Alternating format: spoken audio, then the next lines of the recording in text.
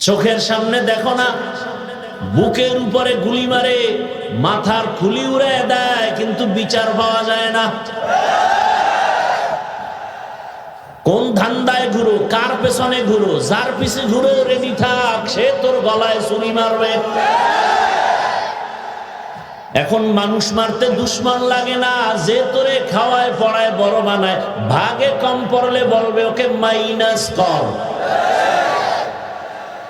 আর এখন যে আরো সাহস বাড়ছে, গুলি মারবে আর বলবে বিচ্ছিন্ন ঘটনা, তা তো কোনো ব্যাপারই না, মারো আরো মারো।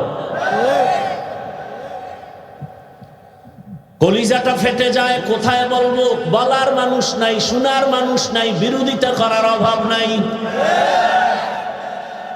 দুনিয়ার আকাম করে নিজে, নিজের মাইয়া ঠিক নাই, ছেলে ঠিক নাই, বউ ঠিক নাই, ব্যবসা ঠিক নাই, রুজি ঠিক নাই, বয়ে বয়ে খালি অমুক আলেম খারাপ, অমুক আলেম খারাপ, অমুক ইমাম খারাপ। এরকম কুলাঙ্গার আমার সমাজে অভাব নাই। এই কুলাঙ্গার নাই? তোমার মাইয়া ঠিক নাই, চরিত্রহীন মেয়ে, চরিত্রহীন ছেলে, চরিত্রহীনা তোর বউ, কামাই রুজি সুদের টাকায় 24 ঘন্টা আমল নামায় মায়ের সাথে, 24 ঘন্টা জেনার গুনাহ, জেনার গুনাহ 24 ঘন্টা গর্ভধারিণী মায়ের সাথে। কোন ভালো সন্তান হলে বলবে মরে যাব, মায়ের সাথে জিনার গুনাহ করব, মরে যাব, না খায় মরে যাব। কিন্তু এগুলো তো এখন পান্তাবাদ হয়ে গেছে। একটা চায়ের দোকান দেবে, সেখানে লোন উঠাইতে হবে, না হয় দোকান চলবে না। এজন্যই তো ইসলাম দরকার। ইসলাম আসলে সব গরিবরা সব ধনী হয়ে যাবে, আল্লাহর কসম। ইসলাম আসলে সব গরিব কি হয়ে যাবে? আমার এই কথা অবিশ্বাস করলে কবিরা গুনাহ হবে। খবরদার, আমি কসম করে বলেছি, ইসলাম এমন একটা ধর্ম, যে ধর্ম আসলে হিন্দুরাও শান্তিতে জীবন যাপন করবে, নিরাপত্তার সাথে খ্রিস্টান তার ধর্ম পালন করবে, নিরাপত্তার সাথে ইহুদি তার ধর্ম পালন করবে, নিরাপত্তার সাথে ব্যবসায়ী ব্যবসা করবে, নিরাপত্তার সাথে নারীরা রাস্তায় রাত্র একটাই হাঁটবে, কেউ চোখ তুলবে না, চোখ তুললে চোখ দুটো উপরে ফেলা হবে। এটা ইসলাম পারে। ইসলাম পারে, তার নগদ একটা প্রমাণ দিয়ে খুব দ্রুত শেষ করে দিচ্ছে। নগদ প্রমাণ। মাওলায় বুঝ না দিলে তো কপাল খারাপ। তা আমার কথায় কি বুঝ হবে? কপাল যদি খারাপই হয় তা আমি কেন, আর মক্কা মদিনার ইমাম কেন? স্বয়ং রসুলের বয়ানেও কপাল খুলে না। এবার বুঝেন তো কেমন সান কপাল, যে রসুলের বয়ানেও কালেমা পড়ে না, অথচ সেই রসুলকে এক নজর দেখলেই জাহান্নাম হারাম। সেই রসুলকে একবার তাকাইয়া দেখলেই পেটের ক্ষুধা শেষ। সেই রসুলকে 13 বছর দেখছে, একই দস্তরখানে খাইছে, সব বয়ান শুনছে, কালেমা পড়ে, কালেমা পড়ে। বড় কঠিন হালাত। এত বড় বেঈমানের নাম তো জানার কথা আপনাদের। কি? আবু জাহিল্লা কালেমা পড়ল না, এ কারণে কি রসুলের বয়ানে মনে হয় ঝামেলা ছিল? হ্যাঁ। কিন্তু অন্যদিকে 27 বছরের যুবক সন্তান তরবারি নিয়ে দৌড়ায়, নবীকে জবাই করবে। কয় বছর? রহমতের নবীকে দেখা মাত্র তরবারি ফেলে বলে, ইয়া রাসূলুল্লাহ, দয়া করে আমাকে মাফ করে দেন। তরবারি ফেলে দিলাম, কালেমা রশি আমার গলায় পড়ায় দেন। 27 বছরের যুবকের হাত আমার রসুলের হাতে লাগলো। রহমতের নবীর এমন তাওয়াজ্জু লেগেছে, 27 বছরের যুবক এখন পাওয়ারফুল। 5 মিনিট আগে যেই তরবারি মুহাম্মদের বিরুদ্ধে, এখন সেই তরবারি মুহাম্মদের পক্ষ নিয়ে বাইতুল্লাহর পার্শ্বে হাতিমে কাবায় দাঁড়ায় গেল। যুবকের কণ্ঠে আওয়াজ, যদি মুহাম্মদের বিরুদ্ধে কেউ কথা বলতে চাও, মুহাম্মদের প্রয়োজন নাই, আমার তরবারি ফয়সালা করে দিবে, আসো। নাম কি? কেমন ওমর যে ওর নাম এখন শুনলো দিল কাঁপে। কেমন মানুষ! हर के दारत खौफे हक़दार दिल मदाम जन्नतुल मअवा देहद ओ राम काम जुज़बा हक़ छी जे मखाज इंसो जा फजले उआ मस्त दर जुमला जहा। ওমরে ফারুকের এখন এমন পাওয়ার, ওমর যে রাস্তায় হাঁটেন ওই রাস্তায় শয়তান আসে না, এত পাওয়ার। ওমরে ফারুক রাদিয়াল্লাহু আনহু হাঁটেন আর অন্য দিক থেকে যুবক মদের বোতল হাতে নিয়ে হাঁটে। ফারুকে আজমকে দেখা মাত্র অন্তরে ভয় আসলো। ওমর যদি দেখিয়েই ফেলায় বোতলে মদ, কথার আগে তরবারি রেডি, কল্লা ফেলে দিবে। যুবক একটা চিৎকার দিছে, মালিকের ডাক দিছে, আসমানওয়ালা, ও জমিনের মালিক, তুমি আমাকে মাফ করে দাও, ওমরের হাত থেকে বাঁচাও, আর জীবনে মদের বোতল হাতে নিব না। কাছে আসছেন ওমর, গায় যুবক বোতলটা হাতে দাও। যুবক কাঁপতেছে, গায়ে কাঁপিস না, দে। যুবক তো দিল আমার মালিকের দিয়া ডাক দিছেন, তওবার দরজা খুলে গেছে। যুবকের বোতলটা ওমরে ফারুকের হাতে নেওয়া মাত্র তাকায় দেখেন একটা ফোঁটা মদ বোতলে নাই, পুরা বোতলটাই সাদা দুধে ভরা। এর নাম আল্লাহর ভয়। এই যে এতগুলো মানুষ আপনারা আসছেন,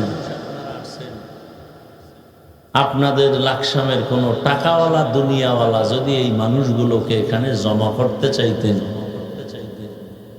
কতটা পেরেশান হতো তার। প্রথমে এই মানুষগুলোকে আসা যাওয়ার ফ্রি গাড়ি দেওয়া লাগতো, ফ্রি। আপনাদেরকে দিছেনি গাড়ি? দিবে। নাম্বার 2, এই মানুষগুলো আসিয়া বসার পরেও ভিআইপি বসার চেয়ার দেওয়া লাগতো। তাও কিন্তু বেহেশতি মানুষ আসতো না, সব গাঞ্জা করে লাইন ধরতো। ভিআইপি চেয়ার, আপনাকে বিছনা কি ভিআইপি? মাটির মধ্যে বসে আছে কেউ, দাঁড়ানো। পৃথিবীতে এর থেকে 3rd ক্লাসের বিছানা হতে পারে না। কে ধনী, কে গরিব, কে ছোট, কে বড়, কে আলেম, কে মূর্খ, সব একাকার হয়ে বসছেন। অন্তরে কোনো কষ্ট নাই। ওই সাহেব এই মানুষগুলোকে বসানোর পরে ফাঁকে ফাঁকে আবার নাস্তা দেওয়া লাগতো। আপনাদের দিছেন? দিবে মুনাজাতের পরে। আবার নাস্তার প্যাকেট যদি ডান বাম হতো, একটু টান হতো, চেয়ারের বাড়ি, বাতাসে উড়ে, বাতাসে চেয়ার। তা আমরা জানি কেমনে? ওই দলের মধ্যে এমন বন্ধু আছে কুলাঙ্গার, ও আবার ভিডিও করে জাতিকে দেখায়, দেখেন লাইভে আমি আছি, আমগো দলের মানুষ কত বড় বেয়াদব, দেখো। চিন্তা করতে পারে কেমন দল করেন। নিজেদের মধ্যে একটু টুকটাক কিছু হয়, এটা আবার লাইভ দিয়ে দেখায়, সব লাইভ বয় আছে না নাই? রাগ করতেছেন? হ্যাঁ, এখানে নাস্তা তো নাই, নাস্তার কোনো পেরেশানি। এরপরে এই মানুষগুলোকে নিয়ন্ত্রণ করার জন্য, সুশৃঙ্খল রাখার জন্য কত পুলিশ আর আর্মি, পারলে বিডিআর রাখা লাগতো, ঠিক না? এখানে আছে এরপরেও চুপচাপ সুশৃঙ্খল প্যান্ডেল, খাওয়ার পেরেশানি নাই, ঘুমের চিন্তা নাই, টাকার ধান্দা নাই, নগদ কিছু পাবেও না। এরপরও মাটির মধ্যে বসে আছেন চুপচাপ, কিং কর্তব্য বিমূঢ় হয়ে সব চুপ করে বসে আছেন কি যেন পাওয়ার আশায়। একটা পুলিশ নাই, র্যাব নাই, কিচ্ছু নাই। এই লাকসামের মানুষ, ভালো করে মনে রাখো, লিখে রাখো, টাকার লোভে না, খানার লোভে না, নাস্তার লোভে না, বিছানাও দুর্বল, প্রশাসন নাই, এরপরেও এটা নিয়ন্ত্রণ কেন? এটা কেমনে সম্ভব? একমাত্র ইসলাম মানলেই সম্ভব। কি মানলে সম্ভব? দিনিয়াল ইসলাম দীনু মাওকাহু আরজু কুফরানান ওয়া আফওয়ান ইনদাহু। ইসলাম এমন একটা ধর্ম যে কারোর উপরে জুলুম করে না। ইসলাম কি বলে? বলে দুজন এক জায়গায় হলে সালাম দাও। সালাম মানে কি? সালাম মানে কি দেখছেন? দেখা হলেই শান্তির দোয়া শুরু। আমি বললাম আসসালামু আলাইকুম, তোমার উপরে শান্তি বর্ষণ হোক। সে কি বলবে? তোমার উপরও শান্তি বর্ষণ হোক। কিন্তু আমাকে কপাল খারাপ, সালামও দিতে পারি না। Matric pass, IA pass, BA pass, MA pass, আসসালামু আলাইকুম পাস নেই। ধিক্কার তোমার কপালের মাঝখানে। দুনিয়ার সব শিখলা, দুইটা শব্দ শিখলা না। সালাম দেয় সালামাইকুম, মানে তোর উপরে ঠাডা বরুক, ও আবার ঘুরায় আলাইকুম, তোর উপরে আগে বরুক। এমএ পাস করলা, বিএ পাস করলা, দুনিয়ার সব আকাম পাস করলা, কোন সাইড বাদ নাই, আসসালামু আলাইকুম বলতে পারলা না। আর এক চোরায় ঢাকা বইয়া কয় শুদ্ধ করে দিলে জঙ্গির গন্ধ আসে।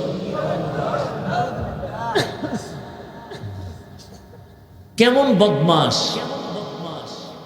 আর একজনে স্টাইল করে সালাম দেয়, আসসালামু আলাইকুম, স্টাইল। হুজুর আপনি কেমন আছেন? হুজুরও খুব চালাক। পৃথিবীতে টুপিওয়ালাদের থেকে চালাক কোন মানুষ কিয়ামতের আগে জন্ম হয়নি, হবে না। পৃথিবীর শ্রেষ্ঠ বুদ্ধিজীবী কোরআনওয়ালারা, কারণ পৃথিবীর শ্রেষ্ঠ বুদ্ধির কিতাবের নাম কোরআন। এটা যার কাছে আছে সে হলো সৃষ্টির শ্রেষ্ঠ বুদ্ধিজীবী। হুজুর আপনি কেমন আছেন? হুজুর বলেন শুকুর আলহামদুলিল্লাহ। হুজুর আপনি শুকুর বলবেন, শুকুর বললেন কেন? কপাল আমারটাও খারাপ, তোরটাও খারাপ। আমি যে শুকুর বলবো, সিনের নক্তা তিনটা তো তুই সালামে নিয়ে গেছিস, আমার তো শুকুর বলা ছাড়া উপায় নেই। ভাইরা আমার, ইসলাম বলে এই বড়রা ছোটদের মায়ার নজরে দেখো। ছোটদেরকে বলে ছোটরা বড়দেরকে সম্মানের নজরে দেখো। আল্লাহর জাতের কসম, আমার দেশের সব বড়রা যদি ছোটদের মায়ার নজরে দেখে কোনোদিন জুলুম করবে না। ছোটরা যদি বড়দেরকে সম্মানের নজরে দেখে কোনোদিন ছোটরা বড়দের সাথে বেয়াদবি করবে না। এটা ইসলাম পারে, আর কেউ পারে না, সম্ভব না। কোন তাবিজে কাজ হবে না। ইসলাম বলে কর্মচারী কাজ করে ঘাম ঝরার আগে বেতন দাও। যদি বেতন আগে দাও জীবনে কাজে ফাঁকি দিবে না। আর যদি গরিবের বেতন মেরে খাও, কাজের নামে মোবাইল চালাবে। আল্লাহ হেদায়াত দান করুন। ভাইরা আমার, তো দুনিয়ার সবাইকে বেজার করা যাবে, কাকে যাবে না? আল্লাহকে বেজার করা যাবে না। কারণ কি? কারণ দুনিয়াতে যাকে দেখি কেউ আমার আপন না, সবাই স্বার্থপর। একমাত্র আমার কলিজার আপন নিঃস্বার্থ, তিনি হলেন আমার আল্লাহ। দুইজন লোক পেয়েছিলাম, স্বার্থ নাই মনে করছিলাম পৃথিবীতে, মা আর বাবা।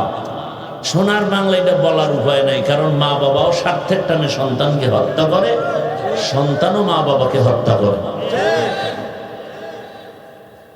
আল্লাহ কেমন দয়া করছেন, যেই দয়া মা আমাকে করেন নাই, বাবা করেন নাই, ভাই করেন নাই, আমার আল্লাহ কেমন দয়া করেছেন। দুনিয়ার দয়াওয়ালারা মাঝে মাঝে দয়া করে, মাঝে মাঝে করেন, আবার করার পরে খোটা দেয়। আর আমার আল্লাহ বলেন, আমার দয়ার দরজা সব সময় খোলা, কখনো বন্ধ নাই। রাতে ডাকবি আল্লাহ, আমি হাজির। সমুদ্রের মাঝে গিয়া ডাক দাও আল্লাহ, আমি হাজির। নারীরাও ডাকবে, আমার দরজা খোলা। কাফেরাও যদি চায় দরজা খোলা। বেঈমানেরা চাইবে, আমি দিব। আমি কেমন দয়াময়, আমার দয়াটা বেঈমানও পায়, মুমিনেও পায়। যে কারণে যেই গাছের ফল মুমিনেরাও খায়, ওই গাছের ফল বেঈমানেরাও খায়। আল্লাহ ধরেন না, বাধা দেন না। আল্লাহ তো বাধা দেন না, বরং আল্লাহ যদি স্বার্থপর হইতেন, আল্লাহর দেয়া পানি, আল্লাহর দেয়া বাতাস, আল্লাহর দেয়া সূর্যের আলো, চাঁদের আলো, জমিনের ফসল, গাছের ফল, নদীর মাছ খাইয়া যারা আল্লাহ মানি না, রোজা রাখি না, দাড়ি রাখি না, পর্দা করি না, আল্লাহ যদি স্বার্থপর হইতেন, ঘুমের মধ্যে গলা টিপে মেরে ফেলতেন। বরং আমার আল্লাহ ঘুম থেকে জাগায়, ও আল্লাহ 5 বার ডাকছে, তোর যত অন্যায়। দুনিয়ার আদালতে মামলা হয়, মার্ডার মামলা, লুটের মামলা, ধর্ষণের মামলা, একজনে 5 মামলার আসামি, ধারা 5টা, তারিখ 5টা, বিচারপতি 5 জন, এর রায় 5টা। কথা ঠিক না? উকিল আলাদা আলাদা।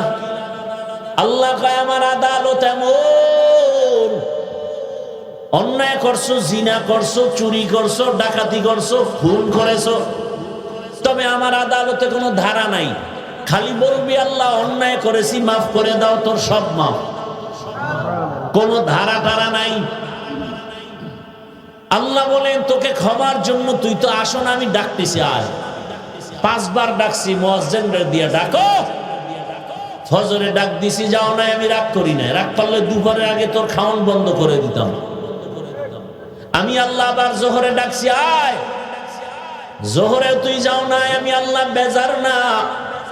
আবার আসরে ডাকাইলাম, আসো। সেজদা দিয়া যদি বলতে পারো সুবহানা রাব্বিয়াল আলা, তোর পিছের গুনাহ মাফ।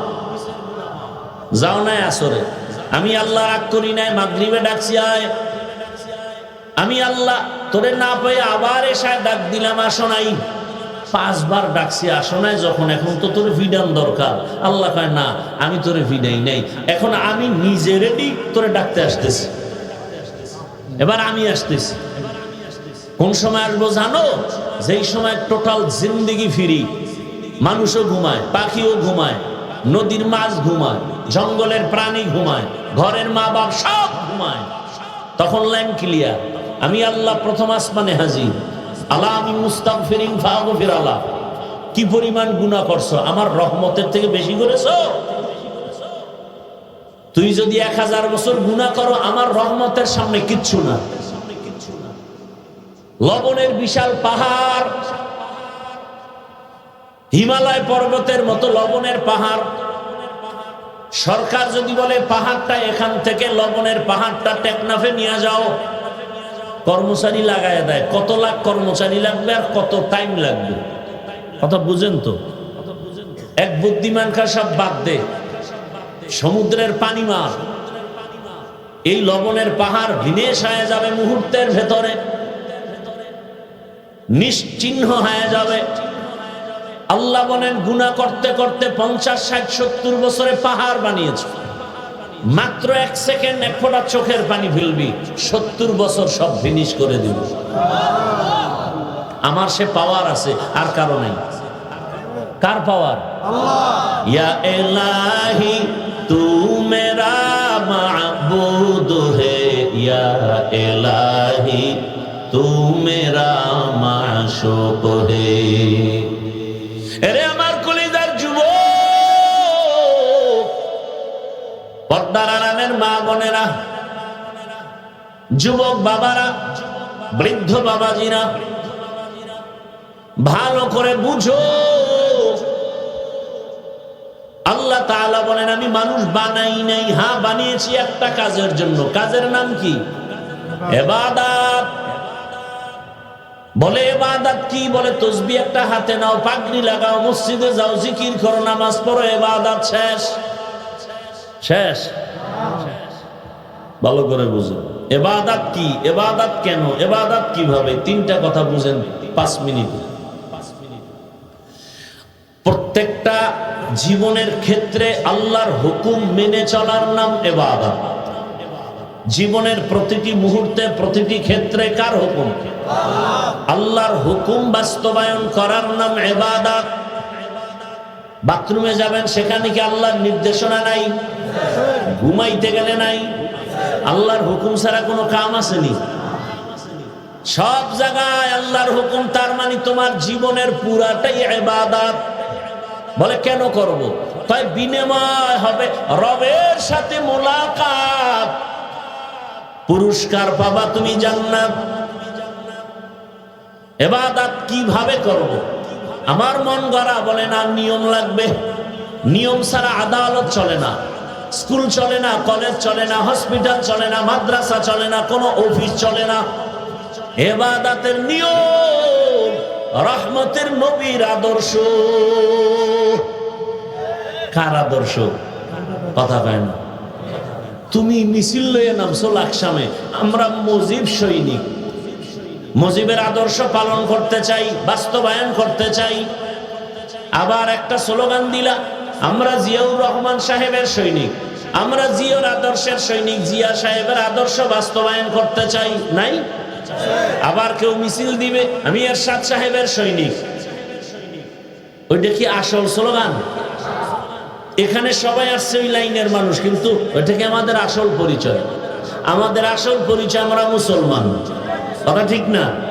তাহলে তুমি জিয়া সাহেবের সৈনিক বইলা রাস্তায় মিছিল করলা, মুজিব সাহেবের সৈনিকের স্লোগান দিলা, এরশাদ সাহেবের দিলা, আমার রসুলের আদর্শের জন্য কি একবার দেওয়া দরকার ছিল না যে আমরা রসুলের সৈনিক, আমরা রসুলের আদর্শ বাস্তবায়ন করতে চাই? তাহলে বোঝা গেল তোমার মধ্যে রসুলের মায়াই নাই। যদি এমনটাই হয়, কসম আল্লাহর, তোমার কপালে সুপারিশ নাই রসুলের, রসুলের সুপারিশ নাই, জান্নাত নাই।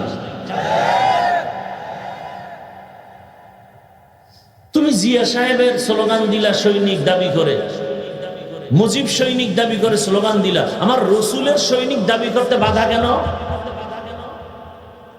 কি সমস্যাটা কোথায়? কয় কি সৈনিক বলবো, আমি নিজেই তো রসুলের বড় দুশ্মন, দাড়ি সব সফান সফা। কি আমি তো পুরো ক্লিয়ার হয়ে গেছি, ক্লিন অবস্থা। ঈদের দিন আজকে ঈদগাহে যাবে, তাড়াতাড়ি দাড়িটা শেষ কর, এটা পবিত্র দিন, ফজরও পরে নেই, ঈদগাহে যায়, দাড়ি দুড়ি কামায়া পুরা লেডিস হয়ে গেছে। ধাম ধম বিদেশে একটা জায়নামাজ বগলের তলে নিয়ে দৌড়, আর একটু আতর মারা লাগে না, সেন্ট, হাতের দ্বারা সেন্ট মনে করে মারছে, মশার স্প্রে, মেয়েরা দৌড়, পাগল হয়ে গেছে, ফজরও পরে না, ঈদগাহে যায়। আছে না নাই? বলি না, আল্লাহ যদি কপাল না খুলে তো আমার বয়ানে কি হবে, এজন্য বেশি আঘাত দিতে চাই না। না হয় যারা দাড়ি কাটে ছাটে, সব দলের গুনাহ সমান, অল টাইম, সেকেন্ডে সেকেন্ডে সেকেন্ডে কবিরা গুনাহ, কবিরা গুনাহ, কবিরা গুনাহ, কবিরা গুনাহ। জীবনে তওবা না করা পর্যন্ত একটা মোনাজাত কবুল হবে না, হবে না, হবে না। ও ঘুমায়া থাকলেও কবিরা গুনাহ লেখা বন্ধ নেই, তওবা না করা পর্যন্ত। আর হেরে বুদ্ধি দিছে দাড়ি রাখলে যৌবন কমে যাবে। আচ্ছা তুমি এখন তো গজব লয়ে বয়ে রয়েছ, আছে না, সার্চ দাও, দাড়ি কেটে ফেললে শারীরিক কোনো ক্ষতি হয় কিনা, চিকিৎসা বিজ্ঞান কি বলেছে আজকে বাসায় গিয়ে গুগলে দেখো তো। 1 নাম্বার, চোখের জ্যোতি কমে যাবে, দ্রুত গতিতে চোখের পাওয়ার কমে যাবে। যৌবন তো থাকবেই না, কারণ তো হারবালওয়ালাদের আগমন ঘটছে, এর আসমান থেকে নাজিল। এখন দেখো না রাস্তার মোড়ে মোড়ে ওপেন চ্যালেঞ্জ। লজ্জা শরম আছে? কই গেল লজ্জা? হ্যাঁ, আবার মহিলারা এই হ্যান্ডবিল বিলি করে, ওপেন চ্যালেঞ্জ। লজ্জা শরম। ১,৫০০ বছর আগে রাসূল বলে গেছেন, লা ঈমান লিমান লা হায়া আল্লাহ, যাদের লজ্জা নেই ওদের ঈমান নেই। মায়ও মোবাইল চালায়, বাবাও চালায়, ছেলেও চালায়, মেয়েও চালায়, সব ফ্রি মাইন্ড। বাধা দিলে কয় ডোন্ট মাইন্ড, ফ্রি মাইন্ড। বউরে নাম ধরে কয় বেবি, বেবি। আবার স্বামীরে নাম ধরে ডাকে হৃদয়। কি ও কয় ফ্রি মাইন্ড, বাধা দিলে কয় ডোন্ট মাইন্ড। ছেলে হইছে, ছেলে দেখে যে দুইজনে হোমানে হৃদয় আর বেবির জিকির চলে, ও বড় একাই বেবি ভাত দে, হৃদয় টাকা দে। শুই না খায় বাপ কইয়া ডাকবে, কলিজা ঠান্ডা হবে। সর্বনাশ, ছেলে বড় হইতেছে আর নাম ধরে ডাকতেছে। এটা কি সহ্য করা যায়? উপায় কি? মাঝখানে যে উকিল বাবা ওটারে ডাক বুদ্ধি ল,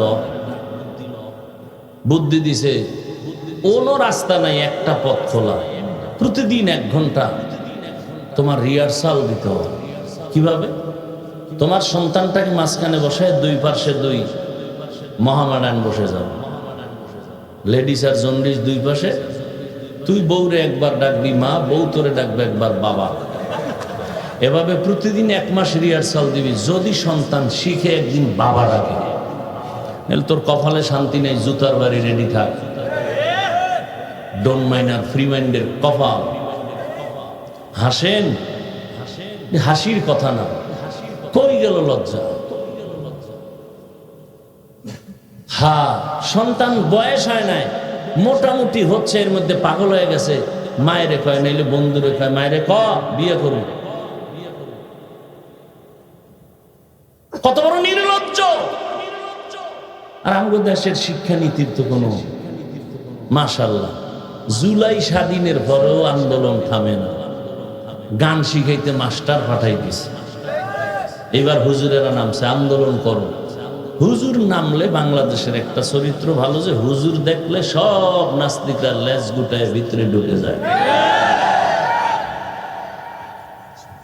বাংলাদেশে আলেম ওলামারা যে আন্দোলনে নেমেছেন, সে আন্দোলন কামিয়াব হয়েছে। কিন্তু এবার আলেম যেন নামতে না পারে, এবার এদেরকে ডিভাইড করে দাও আর টাকা দিয়ে এদেরকে কিনে ফেলো, দলে দলে আলাদা করে দাও, তাই আমরা লুটে ফুটে খেতে পারি। এজন্য এখন আলেমদের উপরে টার্গেট। আর আপনারাও তো আকাম কম করেন না। আলেমরা যে এক জায়গায় হবে তা আপনাদের কারণেও পারেন।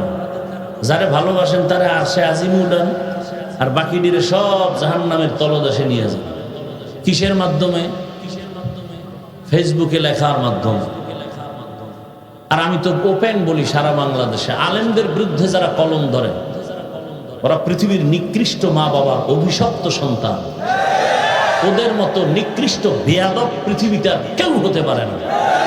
আর ওই সন্তান আলেমের বিরুদ্ধে কথা বলে আর কলম ধরে যে মা বাবার সাথে বেয়াদবি করে। মা বাবার সাথে বেয়াদবি না করলে ওই সন্তান কখনো আলেমের বিরুদ্ধে কলম ধরে না। আল্লাহ হেদায়েত দান করুন। তাহলে ইবাদত কার? আল্লাহর ইবাদত। জীবনে যা করব, যা বলবো, সব ইবাদত হবে এক আদর্শ রাহমাতুল লিল আলামিনের তরিকা। নবীর আদর্শ মেনে ইবাদত করো, নামাজ পড়ো, পর্দা করো, হালাল খাও, বাজারে যাও ইবাদত, ব্যবসা করো ইবাদত। নবীর আদর্শ মেনে ঘুমাও ইবাদত, বাথরুমে যাও ইবাদত। তওবা করো, মুসলমান হিসাবে তওবা করো রে বাবা। ও আমার যুবক, আমি কি এতক্ষণ যে চিল্লাইলাম, কঠিন অসুস্থ কিন্তু অনেকে জানেন, আমার কথা বলতে অনেক কষ্ট হয়, এরপরও বলছি। কিন্তু এতক্ষণ যে বয়ান করলাম, একবারও কিন্তু বলি নাই সব হুজুর হও, স্কুল ছেড়ে মাদ্রাসায় যাও, বলছি। তাবলিগে না গেলে গুনাহ হবে, পীরের কাছে না গেলে গুনাহ হবে, একবারও বলি নাই। বরং আমি বলি বাবা তুমি স্কুলে পড়ো, কলেজে পড়ো, চাকরি করো, ব্যবসা করো, ডাক্তার হও, ইঞ্জিনিয়ার হও, প্রফেসর হও, ওসি ডিসিএসপি হও, তবে আমার একটা ছোট দাবি, বেয়াদব হইও না। বলতে পারো হাফিজ ভাই বেয়াদব হব না, কথার ব্যাখ্যা কি? বলে 3 জায়গায় বেয়াদবি করবা না, করলেই পঙ্গু। 1 নাম্বার মা বাবা, মা বাবার সাথে বেয়াদবি করবার, মা বাবা নিঃশ্বাস ফেলবে, ধ্বংস শুরু, মরার আগে। চরিত্রের কারণে হয়, আল্লাহর মোহাব্বত থাকলে হয়। আমি এরকম ডাক্তার চাই, এরকম ইঞ্জিনিয়ার চাই। তুমি ইঞ্জিনিয়ার হও, প্রফেসর হও, ওসি হও, ডিসি হও, এমপি হও, চেয়ারম্যান হও, তোমার ব্যবহার থাকবে গোটা দুনিয়াতে শ্রেষ্ঠ। কেউ যেন তোমার ব্যবহার আচরণে কষ্ট না পায়, অন্তত 3 জায়গায় সাবধান। মা বাবা, শিক্ষক, ওলামায়ে কেরাম। এহেনে বেদবি করলে মরার আগে তোমার জিন্দেগি বরবাদ, অবশ্যই, এ কথায় কোনো সন্দেহ নেই। অনুরোধ করে বলছি তওবা করো। মা বোনেরাও তওবা করেন, আর নামাজ ছাড়বেন না, বেপরদায় চলবেন না, মোবাইলে সময় নষ্ট করবেন না, স্বামীর মাল হেফাজত করবেন, খেয়ানত করবেন না। ও যুবক, আর তওবা করো, গুনাহ তো জীবনে কম করো নাই। কত রাত মোবাইল চালায় কাটাইছো, পার্কে পার্কে দৌড়াইছো, এখনো কি তওবা করবা না? একটা কথাই শুধু বুঝাও, সব বয়ান বাদ, খালি একটা বয়ান।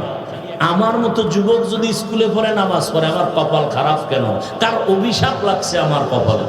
বাস, আর কোনো বয়ান না, খালি একটা কথাই তোমাকে বুঝাও, যে আমার মতো যুবক যদি র্যাব, আর্মি, পুলিশ, বিডিআর হয়, ব্যবসায়ী হয়, চাকরিজীবী, নামাজ পড়ে, আমি কেন পারি না?